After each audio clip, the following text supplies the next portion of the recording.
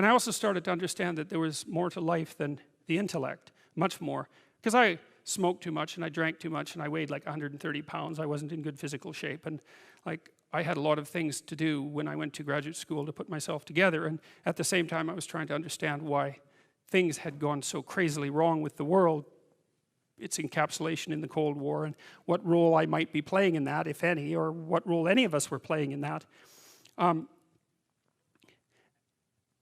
At the same time, I was working at a prison, only a little bit. I worked with this crazy psychologist. He used to put jokes on his multiple choice tests.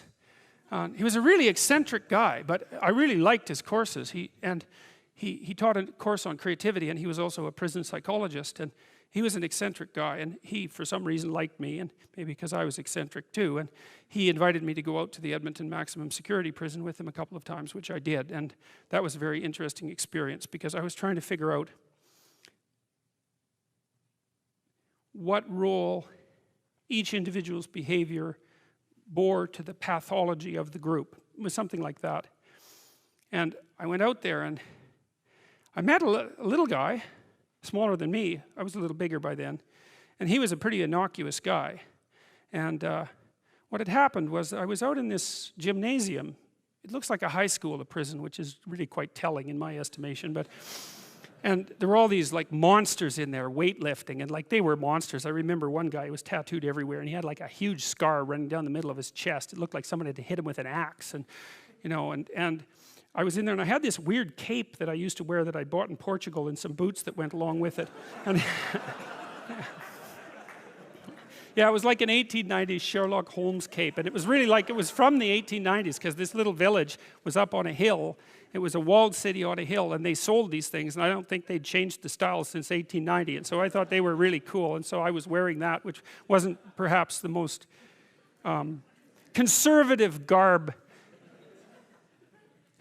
to don if you're going to go to a maximum security prison. So anyways, I was in the gymnasium, and the psychologist left, and God only knows. I mean, that's what he was like. And all these guys came around me, you know, and they were offering to trade their prison clothes for my cape, and it was it was like I was being made an offer I couldn't refuse, you know, and so I didn't really know what to do. And then this little guy said something like that the psychologist sent me to come and take you away, or something like that. And so I thought, well, better this little guy than all these monsters. So we went outside the gym through some doors, like school doors. We went outside the gym into the exercise yard, I guess, and we were wandering along, and he was talking to me, and he seemed like a kind of an innocuous guy. And then the psychologist showed up at the door and motioned us back, and so, which was kind of a relief. And so I went into his office, and he said, "You know that guy that you walked out in the yard with?" And I said, "Yeah." He said, he took two cops one night, and he had them kneel down, and while they were begging for their lives, he shot them both in the back of the head. And I thought,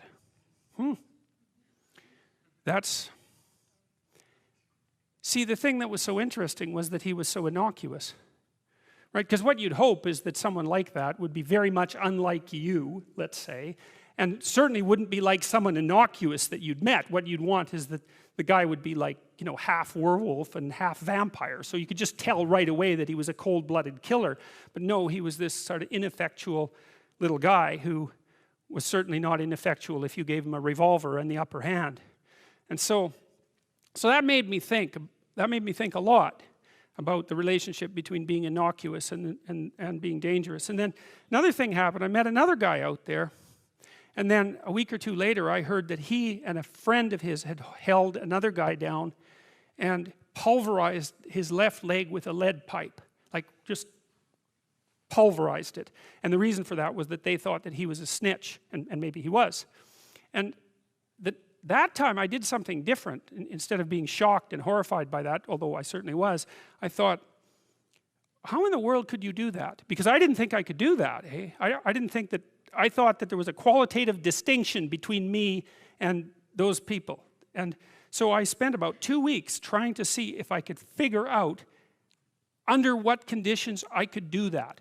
Like what kind of psychological transformation I would have to undergo to be able to do that. And So that was a meditative exercise, let's say. And it only took about 10 days for me to realize that not only could I do that, that it would be a hell of a lot easier than I thought it would be.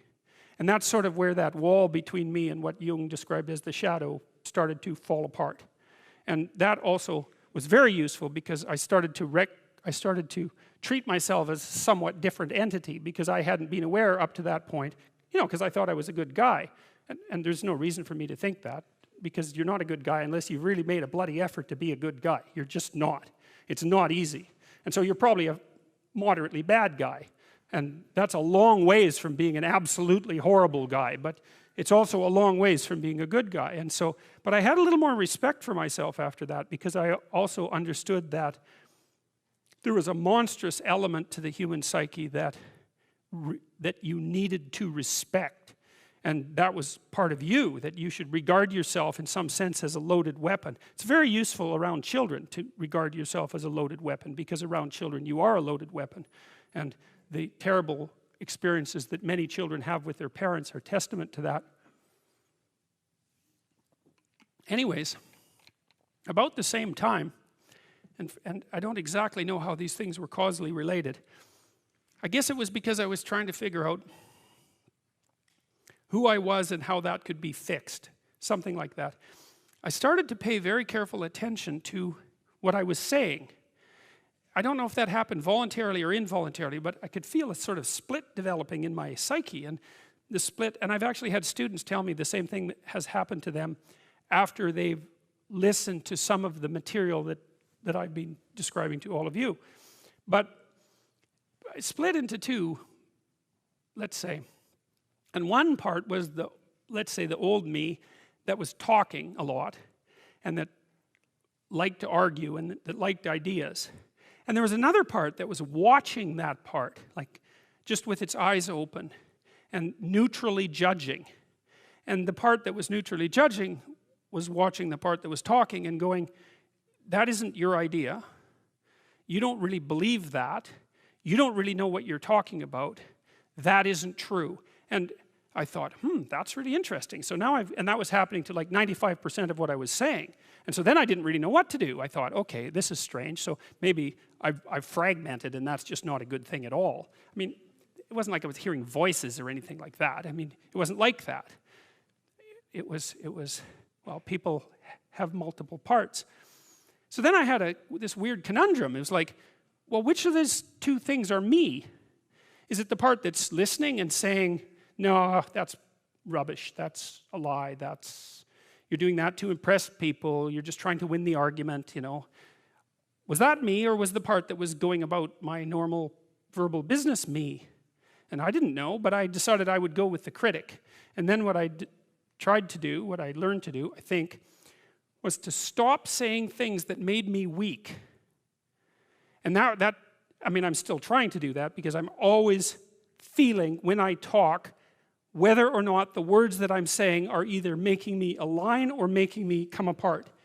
And I think the alignment, I really do think the alignment I think alignment is the right way of conceptualizing it, because I think if you say things that are as true as you can say them, let's say, then they come out of the depths inside of you. Because we don't know where thoughts come from. We don't know how far down into your substructure the thoughts emerge. We don't know what processes of physiological alignment are necessary for you to speak from the core of your being. We don't understand any of that. We don't even conceptualize that, but I believe that you can feel that. And I learned some of that from reading Carl Rogers, by the way, who's a great clinician, because he talked about mental health in part as a coherence between the spiritual or the abstract and the physical, that the two things were aligned. And there's a lot of idea of alignment in psychoanalytic and clinical thinking. But anyways, I decided that I would start practicing not saying things that would make me weak. And what happened was that I had to stop saying almost everything that I was saying. I would say 95% of it. It's a hell of a shock to wake up and I mean, this was over a few months, but it's a hell of a shock to wake up and realize that you're mostly dead wood.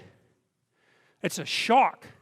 You know, and you might think, well, do you really want all of that to burn off? It's like, well, there's nothing left but a little husk, 5% of you. It's like, well, if that 5% is solid, then maybe that's exactly what you want to have happen.